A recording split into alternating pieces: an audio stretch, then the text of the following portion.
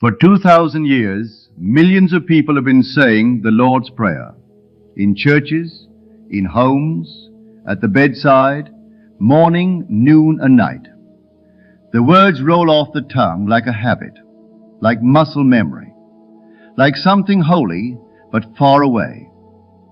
But almost no one truly knows what they are actually saying, because what looks like a simple prayer is really a manifestation code so powerful that when it moved from Greek into Latin and then from Latin into English, the most important part was lost, not by mistake, by limitation.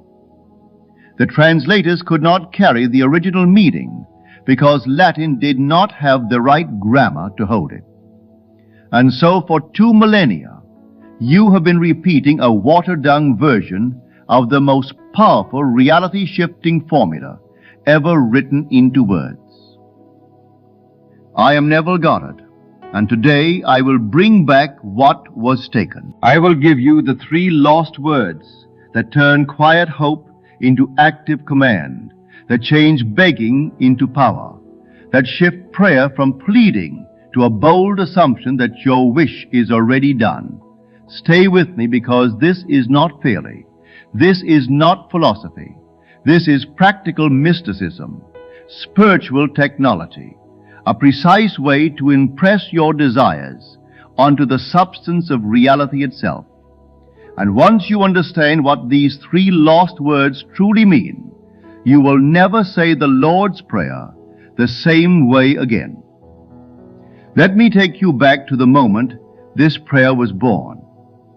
Jesus had stepped away again. His followers noticed the pattern. He would lead the crowds, disappear into quiet, and when he came back, the whole feeling had changed. Power moved, miracles followed, clarity filled the air around him. They watched people getting healed. They watched reality bend when he spoke. They saw impossible things become real. And they understood something deep.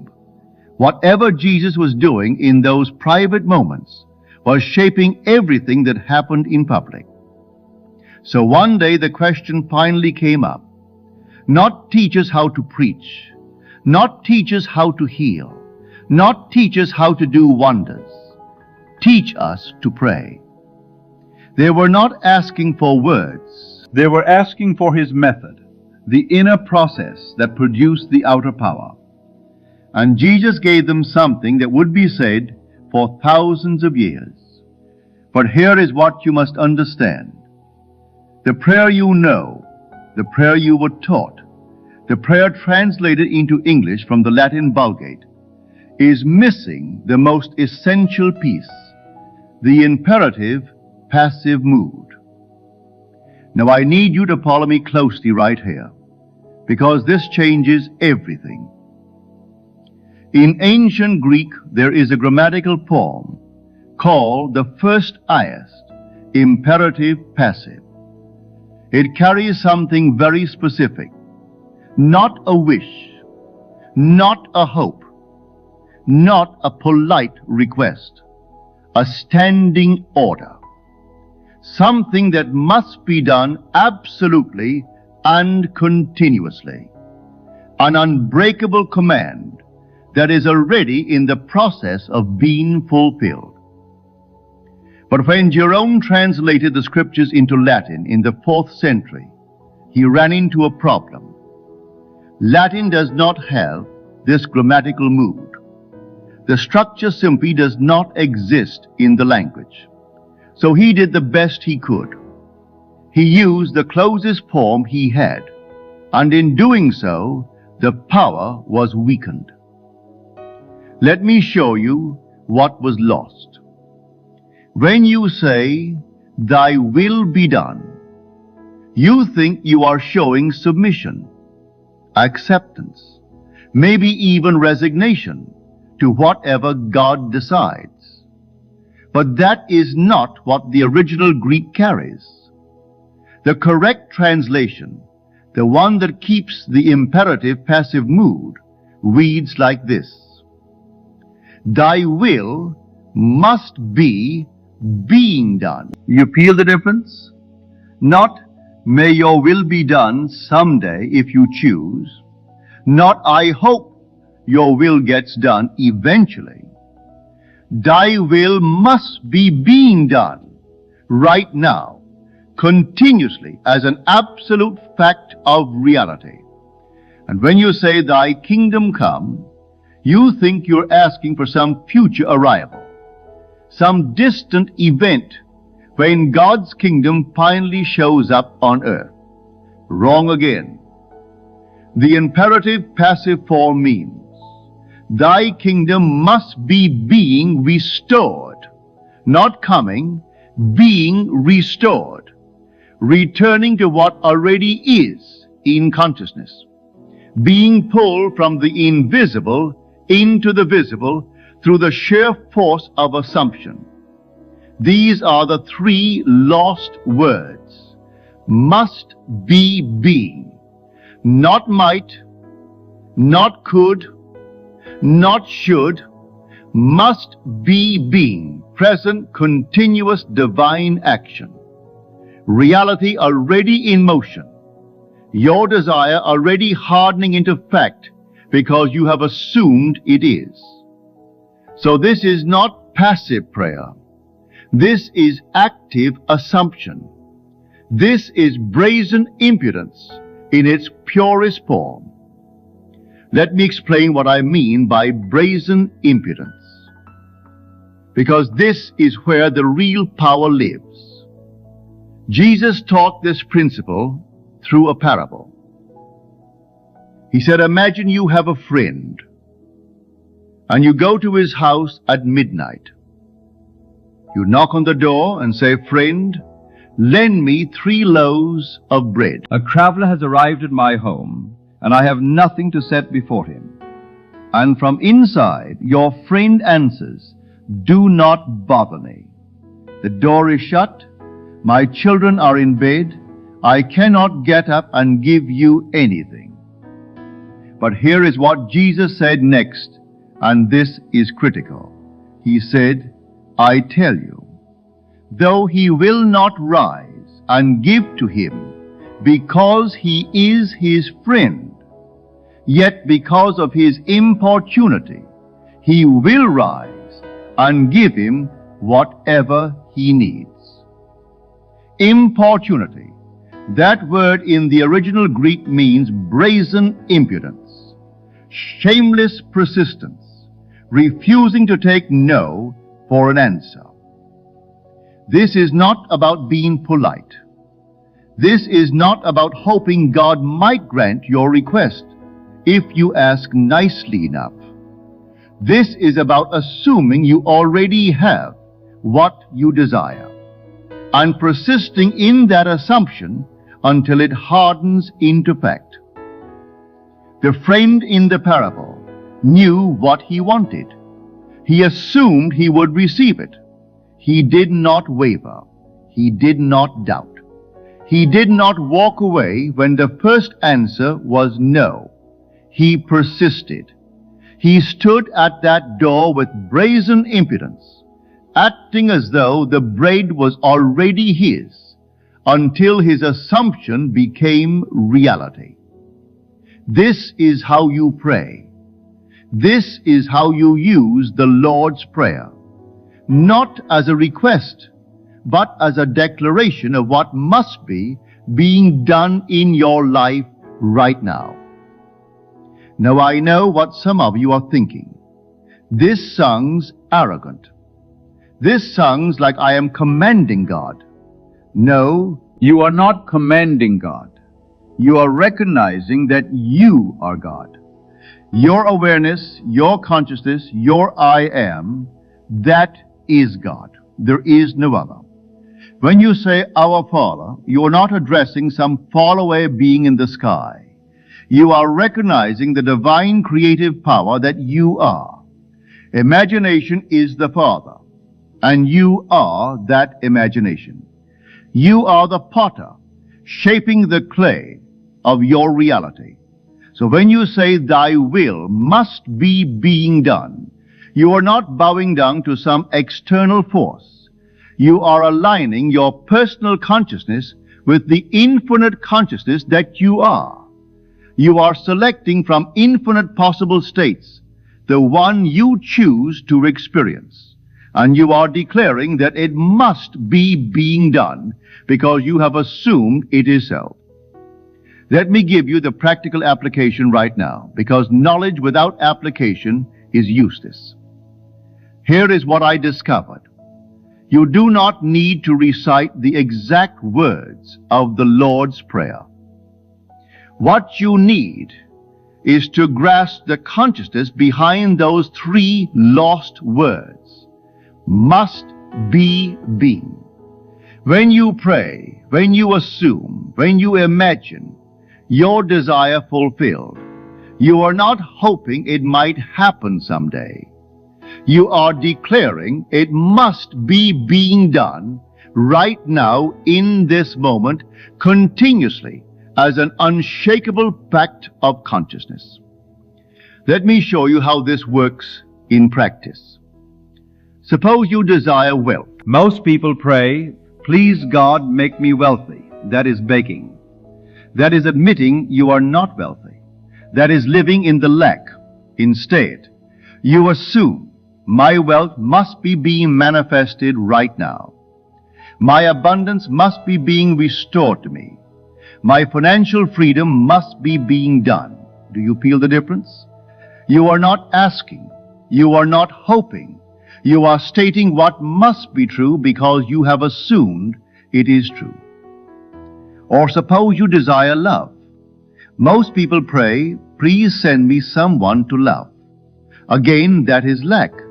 That is waiting. That is hoping someday, maybe.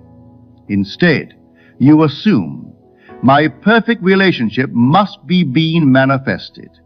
My beloved must be being drawn to me. Our union must be being restored in the visible world. This is not arrogance. This is alignment with the law of consciousness. What you assume with feeling must harden into fact. It is not a maybe, it is a must. Now I understand that this may sound radical. It may sound too powerful. It may sound like I am giving you permission to demand anything you want from the universe. And you know what? I am. But here is what most people miss. When you truly understand that consciousness is the only reality, when you truly grasp that your inner state creates your outer world, something unexpected happens. You do not become more demanding, you become more peaceful. You do not become more controlling, you become more trusting. You do not become obsessed with forcing outcomes. You become content with simply being. Because when you truly know that your assumption must harden into fact, you relax, you let go. You stop checking for evidence. You stop questioning whether it is working.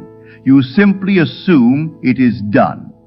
And then you live your life from that assumption. This is the secret that took me years to learn.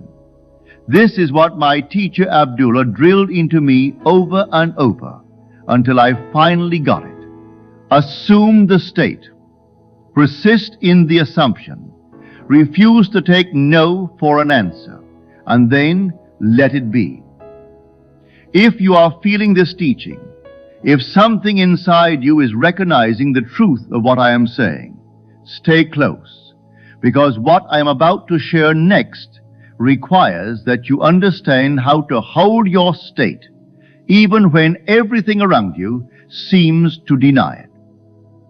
Now let me show you how this works in real life, because the Lord's Prayer is not just about the words. It is about the consciousness behind the words. Let me give you a story. A woman came to one of my lectures in Los Angeles back in the late 60s. She was desperate. Her husband had left her. Her finances were falling apart. She felt like everything was collapsing around her.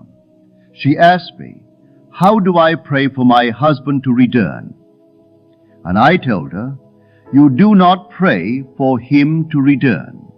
That is begging. That is hoping.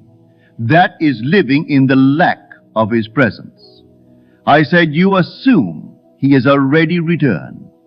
You feel what it would feel like to have Him home right now. You embody the state of being His cherished wife in a restored marriage. And you persist in that assumption with such brazen impudence that you refuse to let circumstances tell you otherwise. She looked at me like I was asking the impossible. But then something shifted in her eyes. She understood. She did not need to convince her husband. She did not need to control the situation. She only needed to assume the state of the wish fulfilled and persist in it. 3 weeks later, she wrote to me. Her husband had returned. Not because she begged, not because she chased him, but because she had assumed he was already home, and her assumption hardened into fact. This is not magic. This is law. This is the principle behind the Lord's Prayer. When you use it correctly, your assumptions create your reality. What you persist in assuming must manifest. It is not a maybe. It is a must. Must be being done. And here is the part that most teachers will not tell you. The part that makes this truly radical. You are not asking God to do something for you. You are recognizing that you are God doing it through you. When I discover this truth, when I truly grasp that I am the Father, that imagination is God, that my awareness is the creative power shaping my world, everything changed. I stopped praying to. I started praying from. I stopped asking for. I started assuming I have. I stopped hoping it might happen. I started knowing it must be being done. And that shift in consciousness changed my entire life. It took me from being unknown to speaking to thousands, from poverty to abundance, from confusion to clarity. Not because I pushed reality around, but because I aligned my consciousness with the reality I desired, and I persisted in that alignment with brazen impudence until the outer world had no choice but to match it. This is your inheritance. This is your power. This is what the Lord's Prayer has been trying to teach you for 2,000 years. You are not a beggar hoping God might notice you. You are consciousness itself, selecting from infinite states the one you choose to experience. And when you select it, when you assume it, when you persist in it, with the certainty of the imperative passive mood, it must be being done, not because you forced it, but because consciousness is the only reality. And what you are conscious of being, you must become. Now keep watching, because here is where everything becomes practical. Tonight, before you sleep, I want you to think of one thing you desire, just one. Do not try to manifest everything at once. Pick one desire that matters to you right now. And instead of hoping for it, instead of wishing for it, instead of wondering if it will ever come, I want you to do something different. I want you to assume it must be being done right now. Say it in your mind with absolute certainty. This must be being done. This must be being manifested. This must be being restored to me right now. Not as a future event, but as a present continuous reality. And then feel what it would feel like if it were already done. Not the excitement of getting it, the quiet satisfaction of already having it, the naturalness, the peace, the simple knowing, that feeling, that assumption, that state of consciousness. Persist in it. Fall asleep in it. Refuse to let your senses tell you otherwise. This is brazen impudence. This is the imperative passive mood applied to your own consciousness. This is how you pray from power instead of from lack. And when you do this persistently, night after night, with the same shameless certainty as the frame knocking at midnight, your assumption must harden into fact. It is not magic, it is law.